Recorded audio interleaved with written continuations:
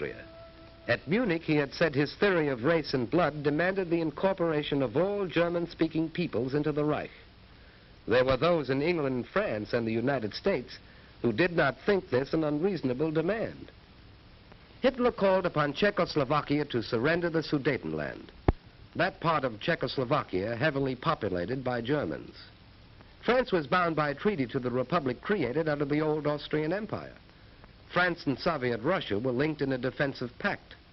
Great Britain's destiny was linked with that of France.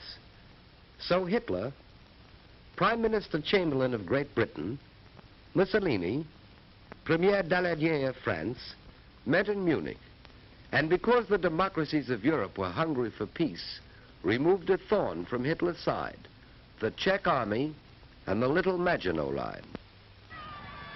Europe breathed a sigh of relief. Mussolini's people were jubilant. They wanted peace. Hitler rolled into the Sudetenland. His people were jubilant.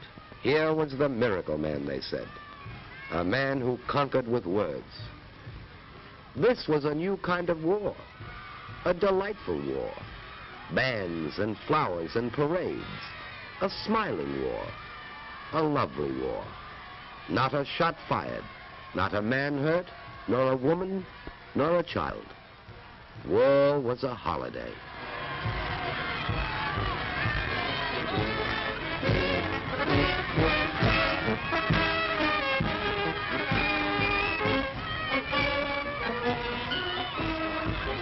Hitler told his people he was content.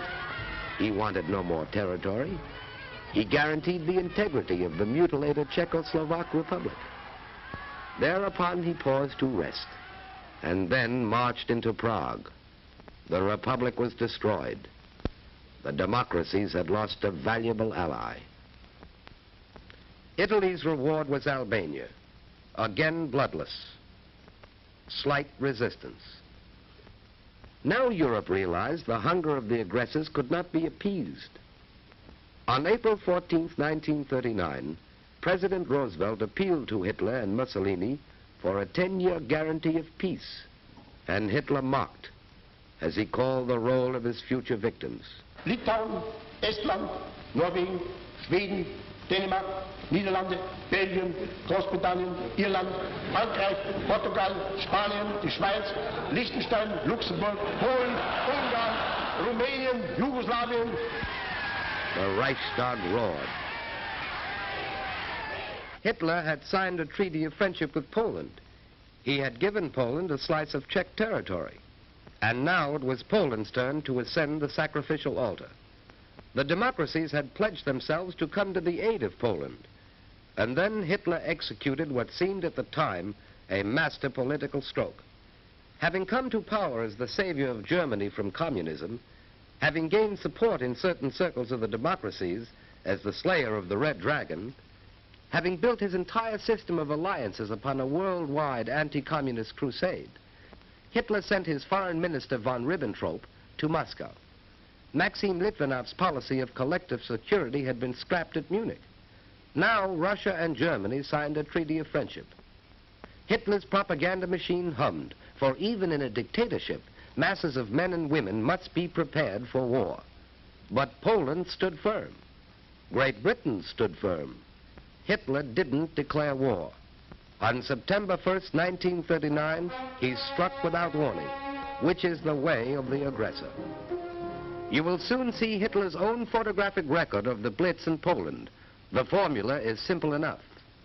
First, choose your victim, an army still living in the past. Few planes, fewer tanks, outmoded guns and outmoded tactics. Choose an army relying upon courage rather than machines. Then, mass your bombers. Load with your biggest bomb.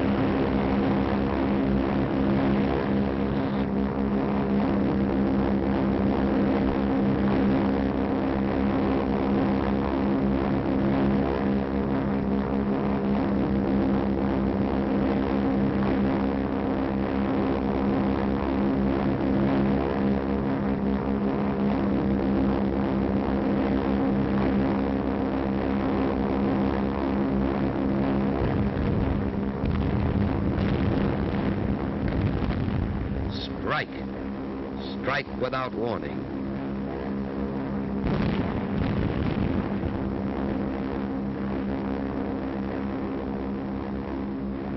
Destroy his inadequate air force on the ground. Blast those who escape out of the air.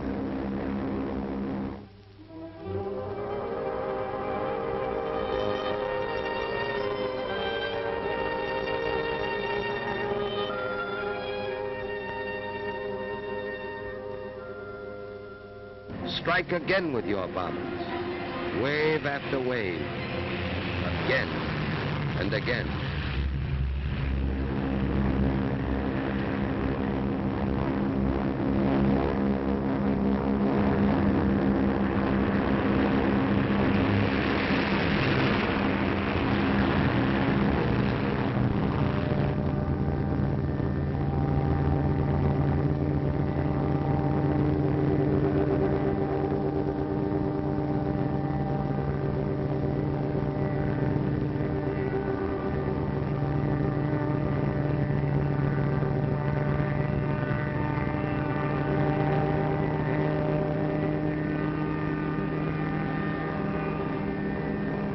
Strike at the railroads, for then the victim cannot mobilize. It cannot move men and supplies. Its armies are isolated.